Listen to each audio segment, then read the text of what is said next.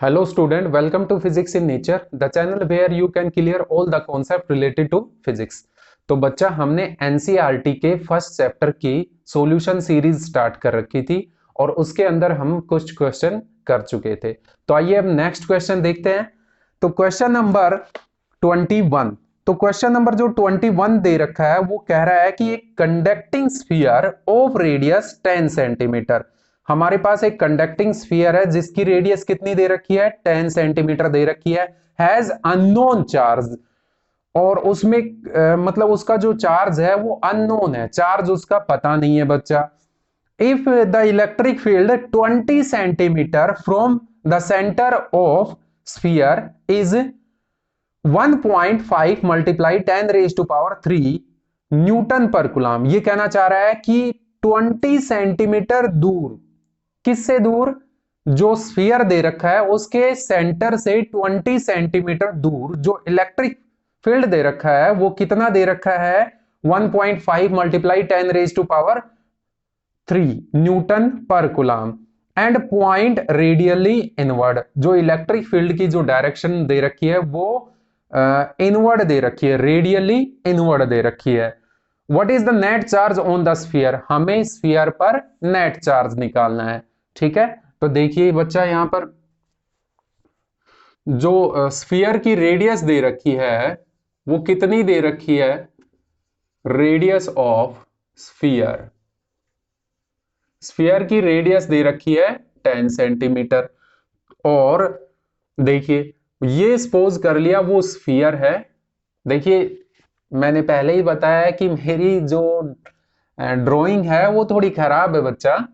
तो ये स्फीयर, आप स्फीयर ही सपोज कर लें इसको। कभी आप कहें सर ये तो अंडे जैसा बन गया, अंडा। तो देखिए इससे 20 सेंटीमीटर दूर कोई एक पॉइंट है, सपोज कर लिया ए, और ओ इसका सेंटर है। तो यहां पर E की वैल्यू दे रखी है, इलेक्ट्रिक फील्ड की वैल्यू, और वो कितनी दे रखी है बच्चा, 1.5 into 10 raise to power 3 newton per coulomb.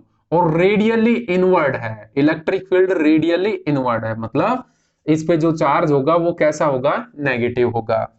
अब देखिए कह रहा है कि इसका चार्ज फाइंड आउट करना है।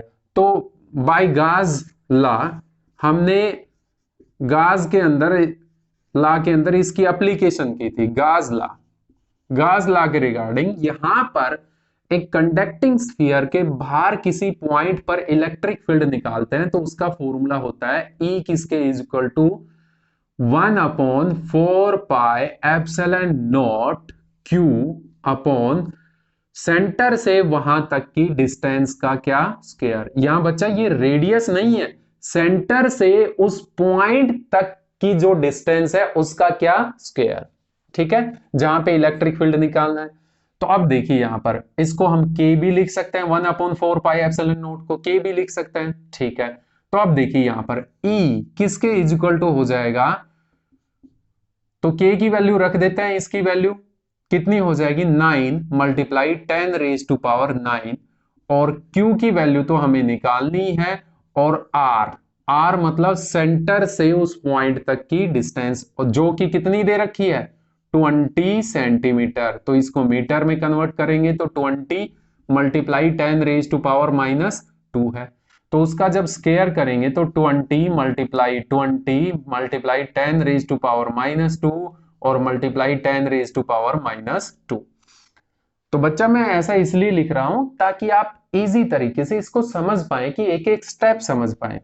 तो अब चार्ज की वैल्यू, इलेक्ट्रिक फील्ड की वैल्यू भी दे रखी है, और वो कितनी दे रखी है, 1.5 इंटू 10 रेज टू पावर 3। अब चार्ज की वैल्यू कैलकुलेट करते हैं तो Q किसके इज इक्वल टू आ जाएगा, यहां से 1.5 इंटू 10 रेज टू पावर 3।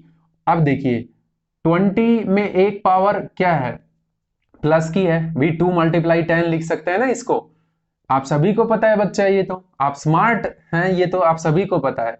तो अब देखिए यहां पर, तो एक प्लस की पावर ये, एक प्लस की पावर ये, और माइनस की 2 पावर ये क्या हो जाएंगी, कैंसिल।